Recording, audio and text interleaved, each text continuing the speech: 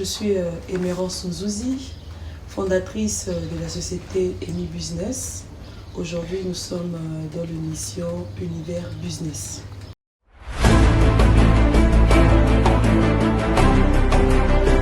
Bonjour Madame Emerence, vous allez très bien j'espère. Oui, ça va. Alors c'est un privilège pour nous de nous retrouver aujourd'hui dans un beau cadre puisqu'il est question de charbon écologique. Donc on voit déjà que c'est bien accueillant et merci beaucoup de nous avoir reçus chez vous. Je vous en prie, merci à vous. Alors aujourd'hui c'est vrai, on en parle de charbon, nous avons de charbon écologique et aussi de charbon fait à base de bois. Mais la question reste toujours de savoir pourquoi avoir pris cette décision de faire ou de vous lancer dans les charbons écologiques.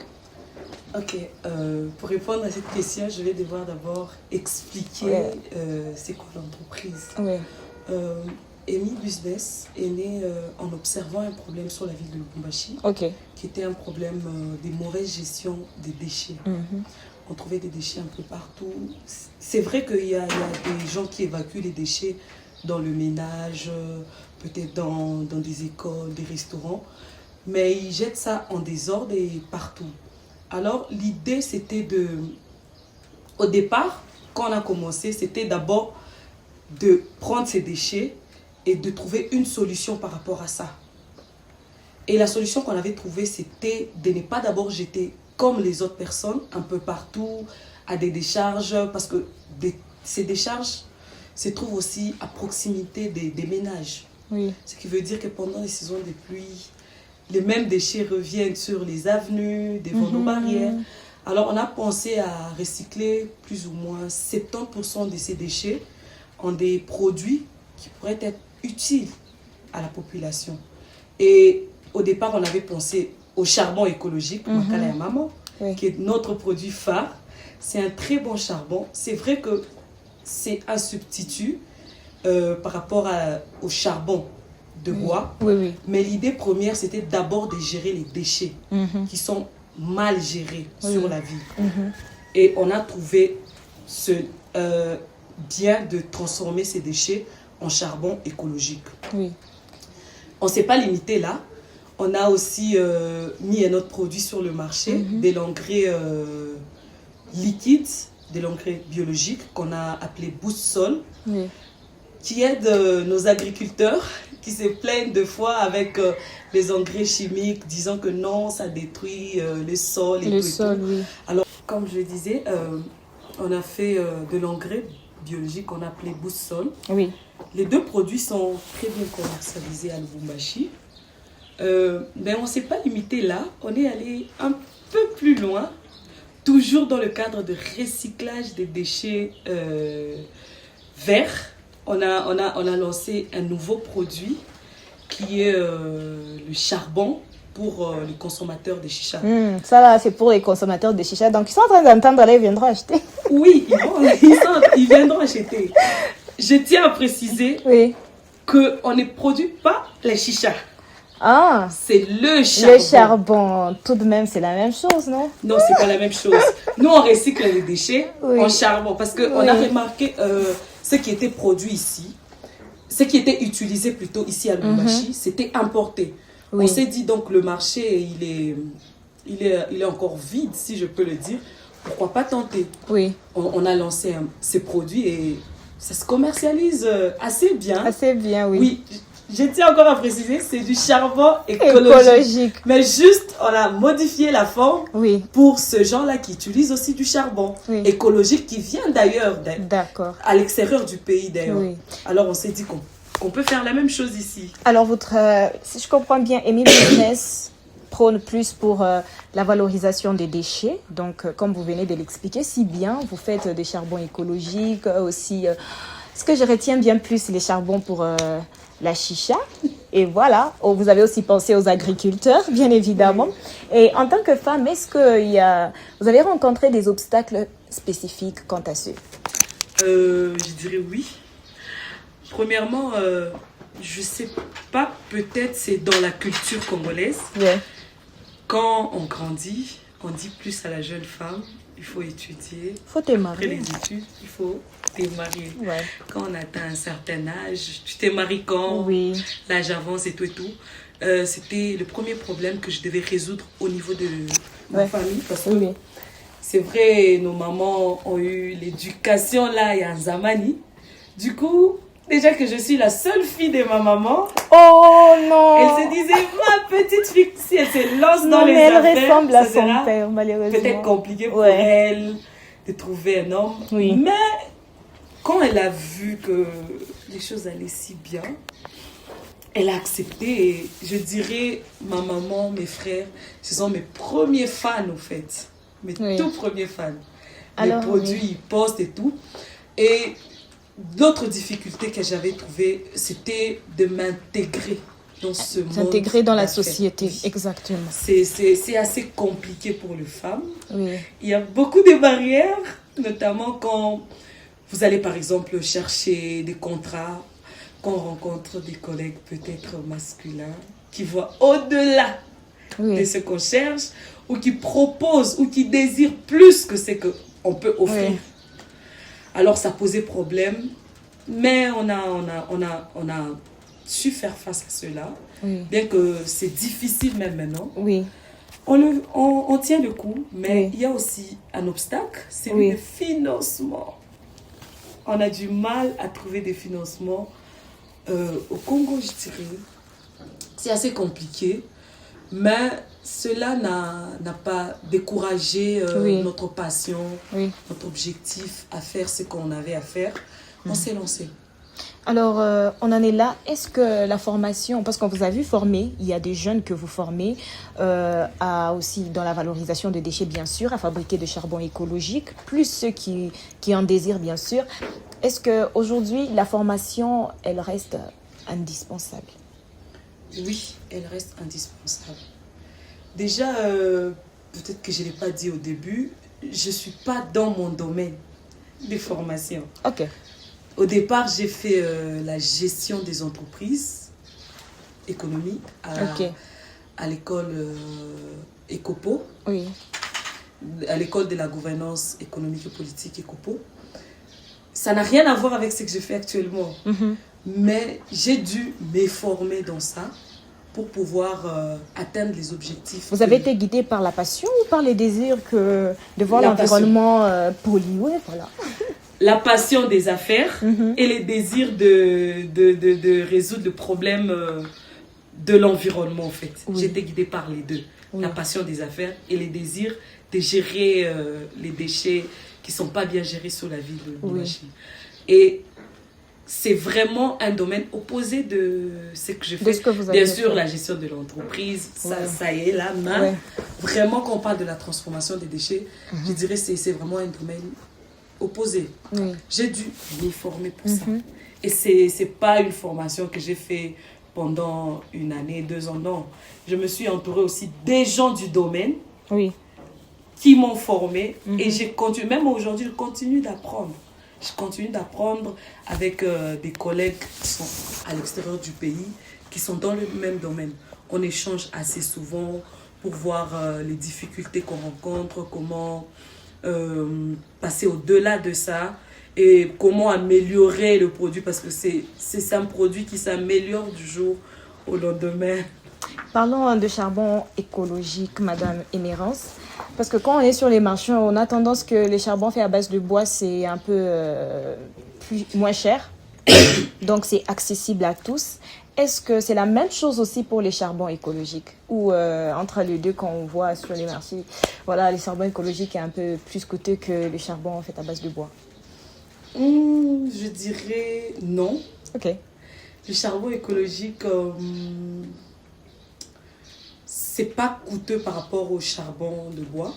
Parce que on a eu à faire des expériences avec nos revendeurs de charbon classique fait à base de bois.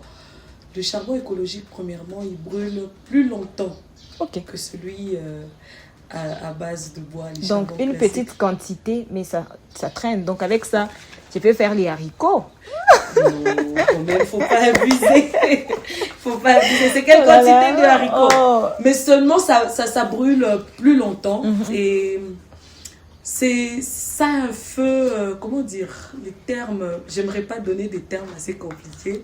Ça a une forte chaleur par rapport au charbon classique de bois.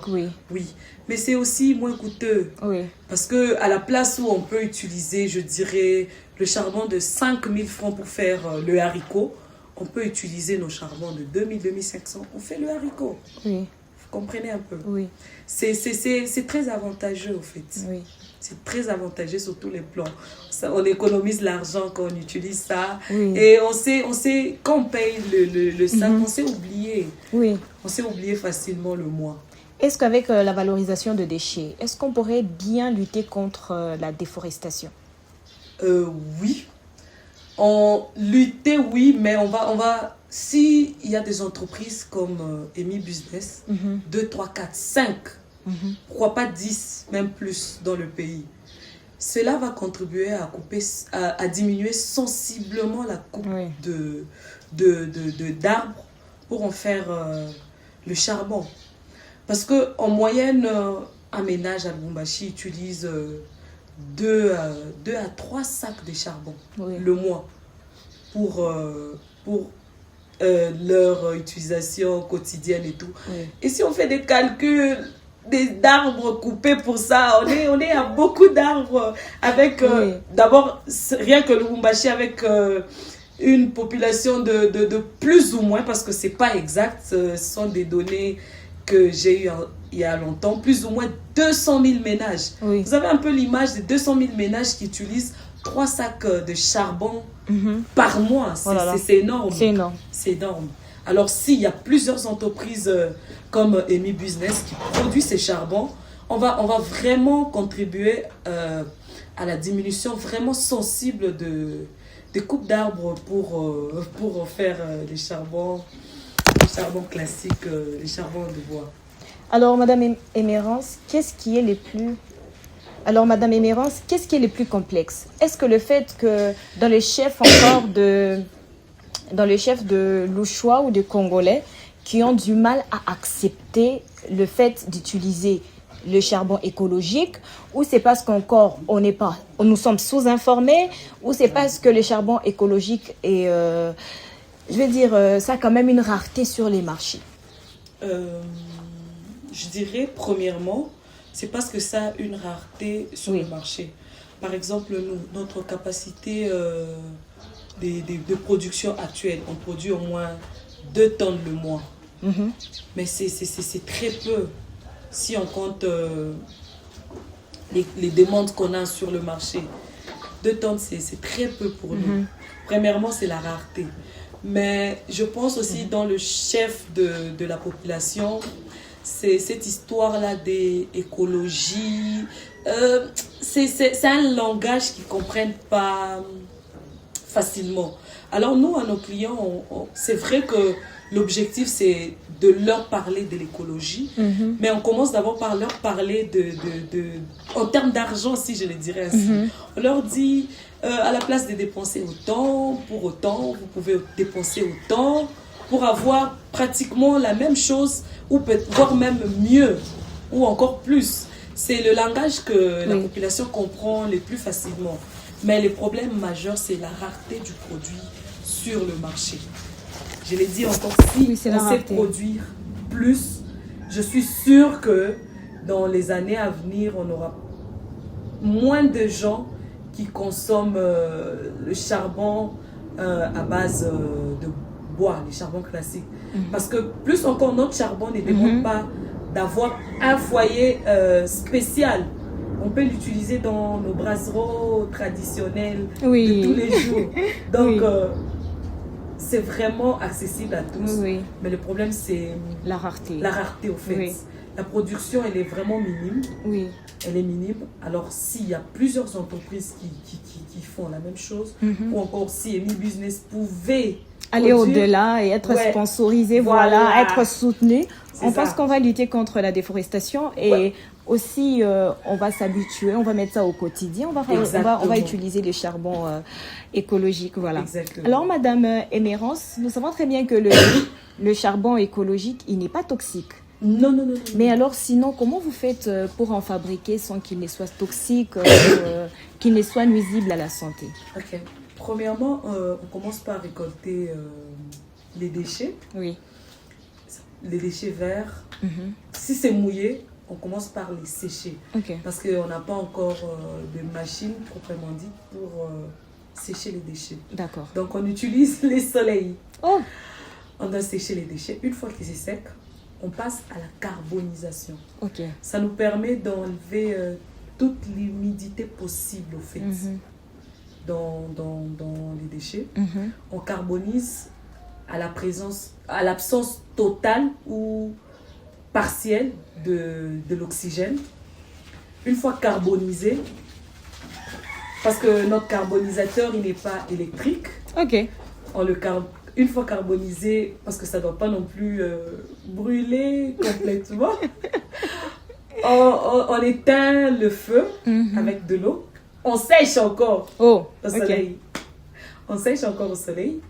Après avoir séché, déjà quand on carbonise quelque chose, c'est-à-dire tout ce qui est, si je peux le dire, toxique, part quand même. Oui. Après avoir séché une deuxième fois pour enlever encore cette humidité d'eau, on passe maintenant au broyage. Il faut broyer parce que ça doit quand même être comme de la farine, si je peux le dire. De la farine, exactement. Après avoir broyé, on passe au mélange avec le liant. C'est une matière. Ouais, une matière. Oui. Qui n'est pas non plus chimique ou toxique. Voilà. On passe au mélange avec le liant. Après avoir mélangé, parce que le liant, il y a aussi de l'eau. On passe à la mise en forme. Après avoir fait la mise en forme, on met encore pour sécher une troisième fois au soleil.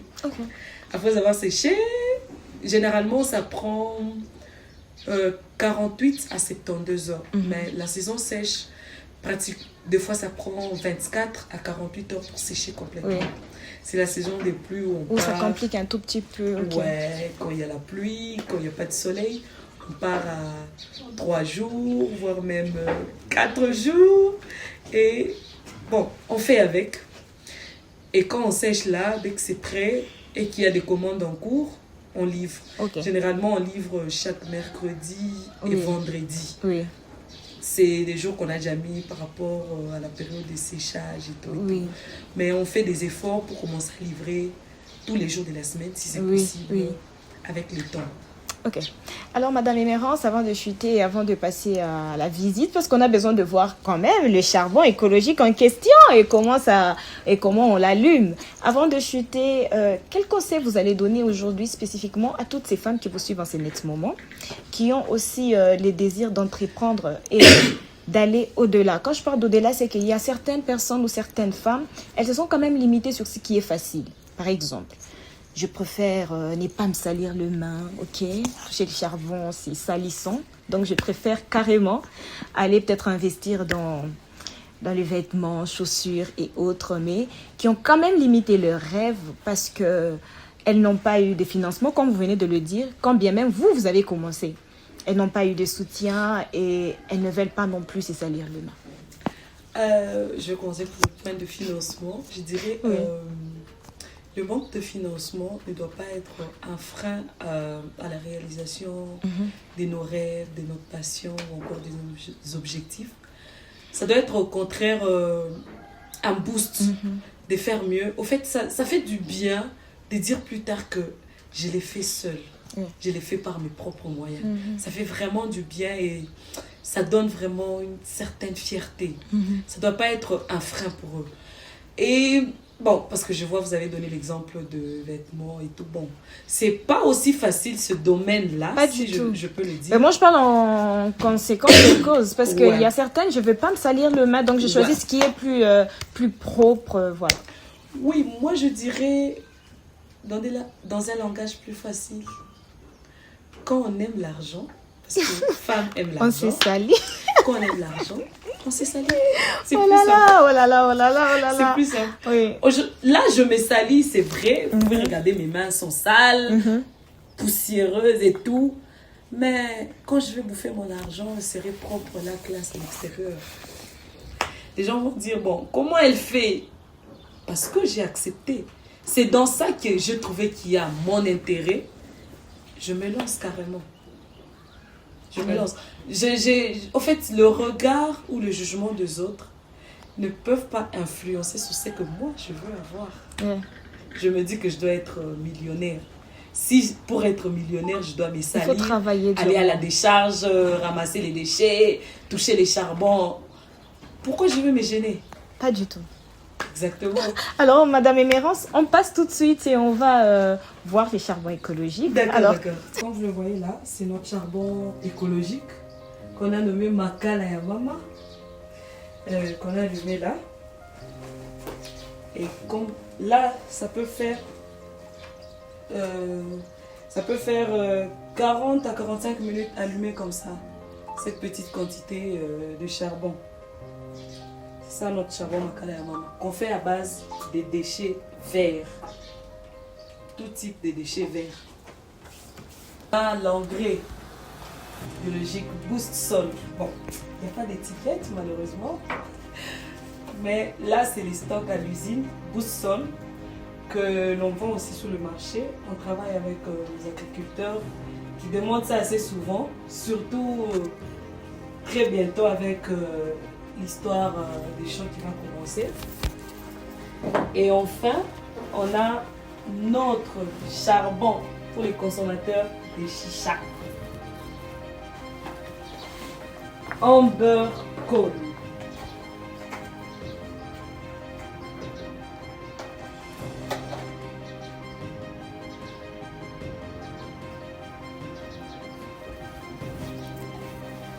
Je pense c'est tout.